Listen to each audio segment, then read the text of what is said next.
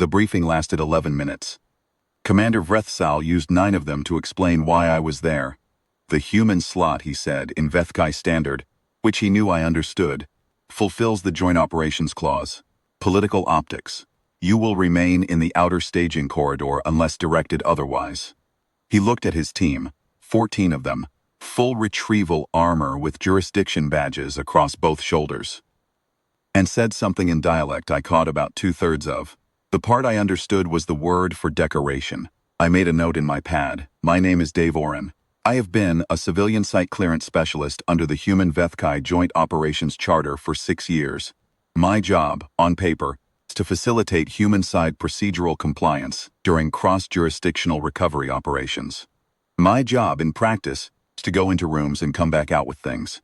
I am not large, I do not wear armor. I carry a pad, a stylus, charter document set on a data card clipped to my front pocket, and a flask of coffee that the Vethkai find mildly offensive, because the smell apparently registers as a mild irritant on their secondary olfactory band. I have never bothered to stop drinking it. Saul was not wrong that the human slot was political. What he had not read, what almost none of them read, was the full text of what the human slot was actually authorized to do. The item in question was a Vethkai containment unit, designation Class 7, holding a navigation core from a decommissioned relay station.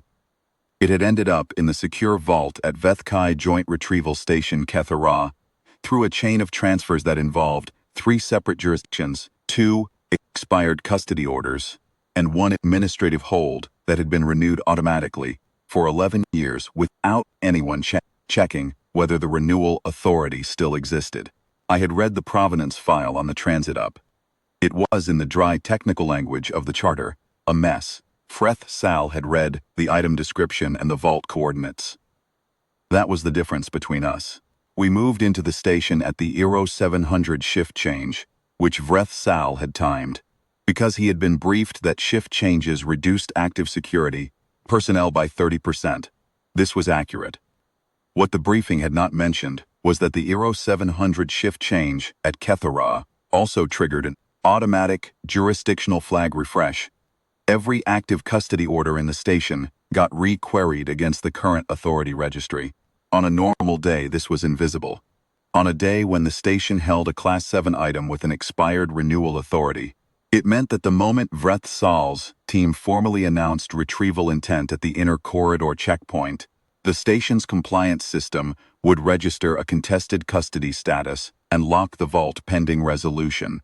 I knew this because it was in the station charter, Annex D, subsection 14, under the heading Automated Conflict Resolution Protocols. The subsection was 11 pages long. I had read it twice on the transit, and once more while Vrethsal was explaining my decorative function. The inner corridor checkpoint was manned by a Vethkai station officer named, according to her badge, Reth Voss. She was polite and correct. Vrethsal presented the retrieval authorization. Reth Voss scanned it, cross-referenced it against the morning flag refresh, and informed us, with the particular careful neutrality of someone delivering news they did not personally enjoy delivering, that the Class 7 item was now flagged under contested custody, and that the vault was sealed pending submission of a counter-authorization chain to the Joint Registry, estimated processing time 4 to 6 hours. Vrethsal's team was very quiet for a moment. Then they started making calls. I stayed near the checkpoint desk. I refilled my coffee from the flask. Reth Voss glanced at it, registered whatever her secondary olfactory band registered, and said nothing. Took that as a professional courtesy and returned it by not pointing out yet what I had found in Annex D. The calls went on for some time. Sal was speaking to his command authority. 2 of his team members were on separate lines to the Joint Registry. One was attempting to reach the original issuing authority for the custody order, which had been a subdirectorate of a Vethkai administrative body that had been restructured 4 years ago. I watched them work. They were thorough, competent, and working very hard on exactly the wrong problem. The problem they were solving was how to get the vault unlocked through the counter-authorization chain. The thing about a counter-authorization chain is that it is the official, formal, fully documented path for resolving a contested custody flag. It works. It takes 4 to 6 hours because it is built to be defensible, thorough, and unambiguous. Every legitimate stakeholder gets notified. Every jurisdiction gets a chance to object. It is, purposes of a politically sensitive joint retrieval operation, the correct procedure. It is also not the only procedure. Annex D, subsection 14, paragraph 9, which takes up about a third of a page in the middle of the 11th subsection, and is, I suspect, not read by most people, because they stop at paragraph 7 when they find the counter-authorization chain instructions, contains a provision inherited from the original joint charter of 43 years ago. The provision was written to handle emergency retrieval situations in which the contested custody flag was triggered by an administrative error rather than an actual jurisdictional dispute. In those cases, a charter-certified site clearance specialist with active human site authorization could request a provisional access notation directly from the station director, bypassing the vault lock, on the condition that the specialist took personal custodial responsibility for the item pending formal resolution. The provision had not been used in the 11 years since the station opened, possibly longer. The SIS director, a Vethkai administrative officer named Vath Ren, whom I had looked up on the transit, had been in his position for 3 years, and had almost certainly never heard of it. I asked Reth Voss if she could direct me to Director Vath Ren's office. She looked at me for a moment. She looked at Vrethsal's team, who were still on their calls. She looked back at me.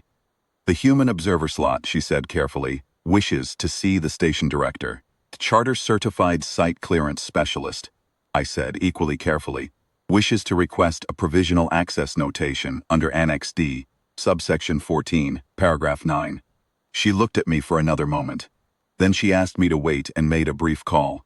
Director Vath Ren's office was 3 corridors from the checkpoint. It had a window that looked out at the docking ring, and a desk covered in the particular variety of organized disorder that belongs to administrators who have been doing the same job long enough to know where everything is. He was a compact Vethkai male of approximately my age and had the look of someone who had been expecting a routine morning. I showed him my charter card. I cited the provision. I explained the administrative nature of the custody flag, the expired renewal authority, the 11-year automatic rollover, the subdirectorate that no longer existed, and I told him that nothing in the flag represented an actual, jurisdictional dispute, only a documentation gap that the counter-authorization chain would resolve by confirming what was already true, that the item's custody had defaulted cleanly to the Joint Station Authority upon expiry. He read paragraph 9 himself. He read it again. He asked me 2 questions about the renewal authority, which I answered from the provenance file on my pad. Then he signed the provisional notation. The vault corridor was quiet. The lock read the notation, cross-referenced my charter card, and cycled open. The Class 7 unit was in Bay 7C, exactly where the manifest said it would be. I logged it out under my provisional custodial notation, placed it on the transit cart the station provided for exactly this purpose, and walked back to the staging area. Sal's team was still on their calls when I came through the inner checkpoint. I set the cart next to the outer desk. I refilled my coffee.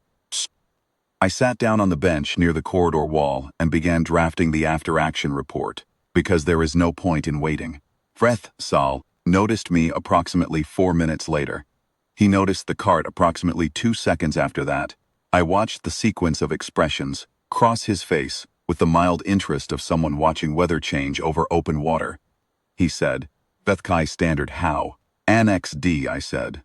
Subsection 14, paragraph 9. He looked at the cart. He looked at the checkpoint. He looked at me. Through. Director Vath Ren issued a provisional access notation. The vault lock recognized the charter card. I logged the item out.